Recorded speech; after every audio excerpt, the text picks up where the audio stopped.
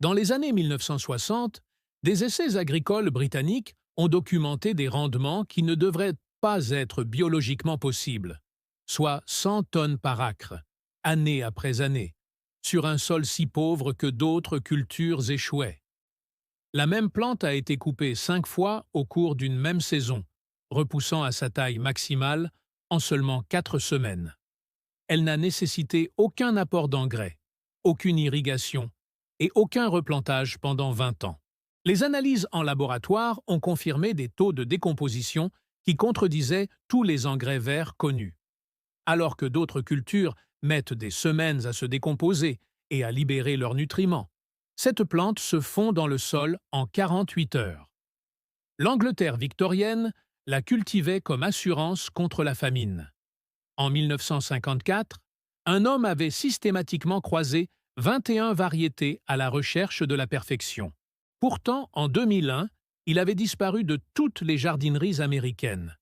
Aujourd'hui, l'industrie mondiale des engrais génère 230 milliards de dollars par an, consommant d'énormes quantités de gaz naturel et produisant des émissions massives de carbone pour vendre aux agriculteurs un produit que cette plante fabrique gratuitement.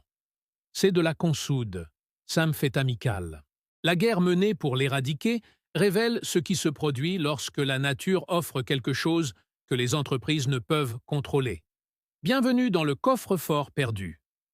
L'histoire commence en 90 après J.C., lorsque le médecin grec Dioscoride décrit une plante aux racines collantes dans son ouvrage De Materia Medica, qui restera la principale référence médicale en Europe pendant 1500 ans. Il la prescrit pour les fractures. Le nom grec symphétum signifie littéralement « faire croître ensemble ». Les Romains l'ont prouvé. Pliny l'Ancien faisait bouillir les racines pour en faire une pâte et l'utilisait pour coller des morceaux de viande ensemble. L'adhésif a tenu. Pendant 2000 ans, les Européens l'ont appelé ostricoté. Mais en 1845, un homme découvrit son véritable potentiel. Cela n'avait rien à voir avec la médecine. Henry Doubleday était un pauvre Quaker de l'Essex lorsque la famine de la pomme de terre a frappé l'Irlande. 1 million de personnes sont mortes de faim sous ses yeux impuissants. Il avait essayé de fabriquer de l'amidon, puis de produire de la colle pour les timbres-poste.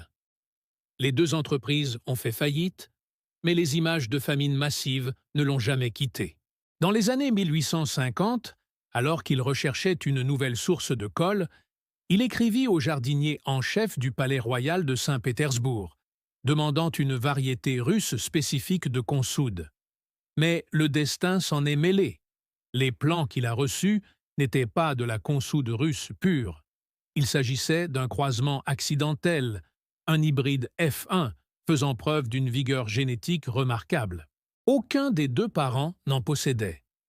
Doubleday avait découvert quelque chose d'inédit. Les plantes hybrides ont produit des rendements jamais vus auparavant. 100 tonnes par acre.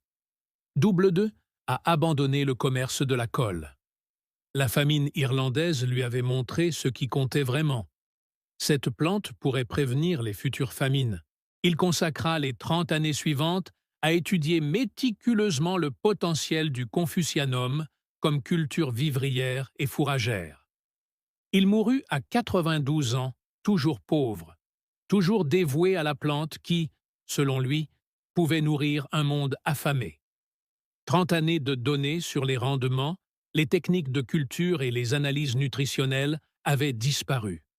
L'intégralité de son œuvre a disparu en cendres. Pendant des décennies, la culture de la consoude a décliné à mesure que la révolution industrielle a orienté l'agriculture vers la mécanisation et l'utilisation d'intrants chimiques. Les agriculteurs avaient oublié le Quaker qui avait obtenu un rendement de 100 tonnes par acre avec pour seul outil une bêche. En 1948, un jeune horticulteur nommé Lawrence Hills découvrit l'histoire oubliée de Doubleday et décida de terminer ce que le Quaker avait commencé. Hills a fondé la Henry Doubleday Research Association, rassemblant des souches de consoude de toute la Grande-Bretagne et cultivant 21 variétés côte à côte. Il a consigné chaque mesure, vérifier chaque affirmation, documenter les dégâts causés par l'incendie. Au début des années 1960, une souche dominait tous les indicateurs. Bocking 14. Elle était stérile et ne produisait aucune graine invasive.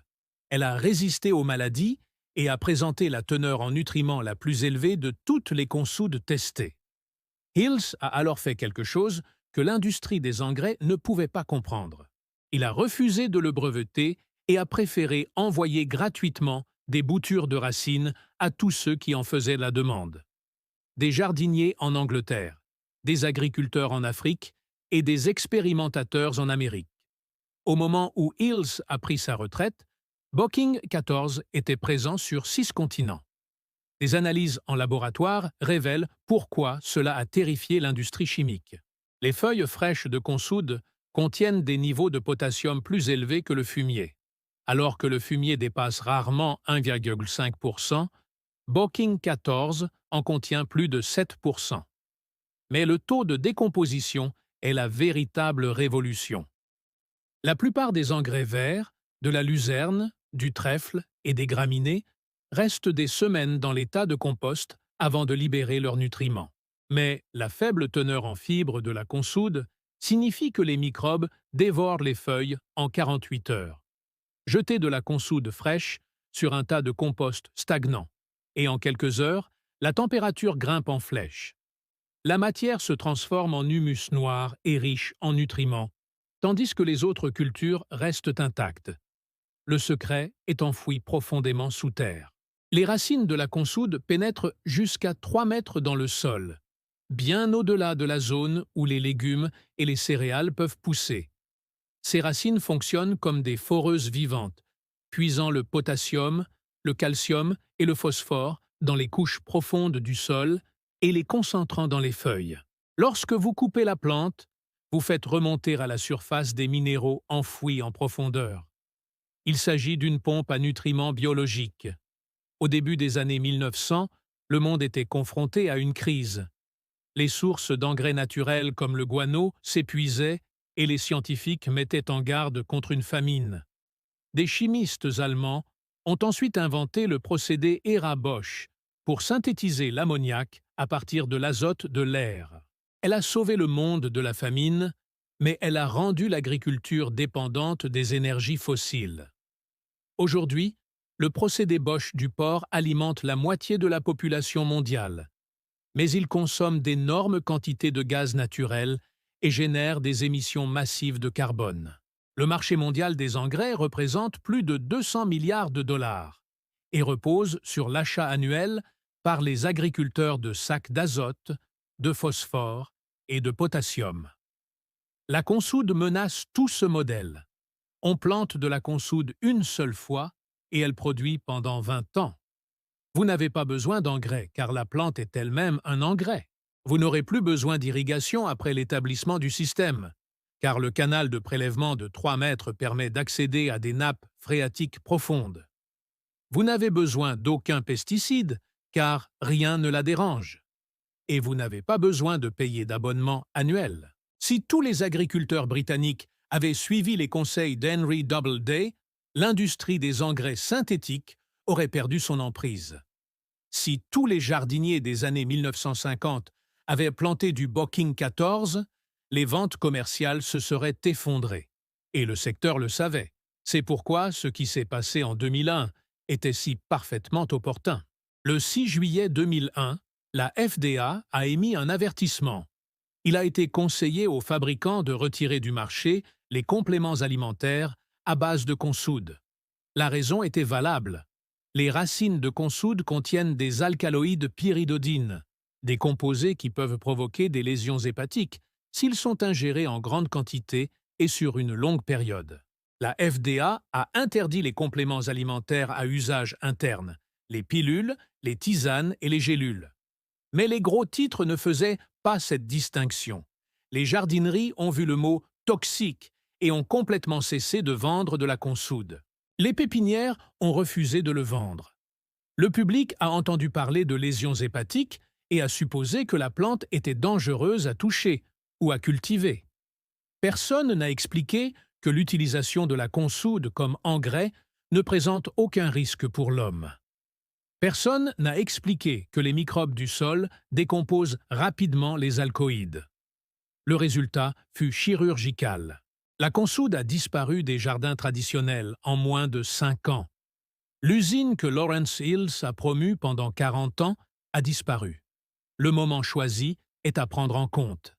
En 2001, les prix du gaz naturel étaient en hausse. L'industrie des engrais se consolidait en d'immenses conglomérats, des entreprises dont le modèle économique repose entièrement sur la dépendance des agriculteurs. Et soudain, la seule plante qui offrait une indépendance permanente fut jugée trop dangereuse pour être vendue. Par ailleurs, les performances de Comfrey sont restées inchangées. Bocking 14 produit toujours 100 tonnes par acre. Il se décompose tout de même en 48 heures. Il contient toujours 7% de potassium. La consoude bien établie survit à des températures descendant jusqu'à 30 degrés. Elle tolère la sécheresse, prospère sur des terres marginales et, comme Bocking 14 est stérile, elle n'envahit jamais les sols. Il reste exactement là où vous le plantez. Abondance maîtrisée en attente de récolte. Coupez la plante lorsqu'elle atteint 60 cm de hauteur et elle repoussera en 4 semaines. 5 récoltes par saison, 20 tonnes par récolte, 100 tonnes par an, pendant 2 décennies. Utilisez les feuilles comme paillis autour des tomates. Fabriquez gratuitement un engrais liquide plus performant que les engrais commerciaux ou enrichissez vos tas de compost. La consoude résout les problèmes de fertilité sans rien acheter. De 1845 à 2001, 3 forces ont tenté d'éradiquer la consoude. Le temps a effacé les notes d'Henry Doubleday. L'agriculture industrielle a fait disparaître le besoin de plantes vivaces et la confusion réglementaire les a fait disparaître des jardineries. Mais aucune de ces gommes n'a modifié les calculs. L'industrie des engrais génère des milliards en vendant des produits que vous devez acheter chaque année. Les entreprises gazières réalisent des profits lorsque l'agriculture dépend des usines de synthèse. Tout ce système repose sur le fait que vous oubliez que la fertilité se cultive, elle ne s'achète pas. La consoude ne peut être brevetée. Il est impossible de le modifier génétiquement pour imposer des achats annuels, et il est impossible de le contrôler, car il pousse à partir d'un seul fragment de racine. Lawrence Hills l'avait compris. C'est pourquoi il l'a donné gratuitement. Il savait que pour que la consoude survive, elle devait être décentralisée et impossible à monopoliser. Promenez-vous dans n'importe quel jardin de permaculture aujourd'hui, et vous le trouverez. Les cultivateurs savent bien que 100 tonnes par acre ne coûtent rien si la plante vit 20 ans. Ils comprennent que la fertilité ne se présente pas sous forme de sachet. Cela a des racines profondes. La consoude n'est pas éteinte. Il est souterrain, au sens propre comme au figuré. Bocking 14 existe toujours. Les boutures de racines circulent entre jardiniers comme de la contrebande. La plante découverte par Henry Doubleday après la famine persiste exactement comme il l'avait prédit. Invincible, inarrêtable, attendant le moment où la dépendance deviendra trop coûteuse. Ce n'est pas une mauvaise herbe. C'est la liberté vis-à-vis de la chaîne d'approvisionnement. C'est un engrais qui ne coûte rien, et ce, indéfiniment. Et le fait qu'une industrie de 230 milliards de dollars ait passé 150 ans à essayer de vous faire oublier son existence vous montre à quel point elle est précieuse. La consoude attend. La seule question est de savoir si vous allez le planter. Si cette sélection vous a apporté des informations utiles, abonnez-vous à Nature's Lost Vault et activez les notifications. Chaque JM et chaque partage préserve ce que tous ils ont tenté d'effacer. Le prochain coffre-fort ouvrira bientôt.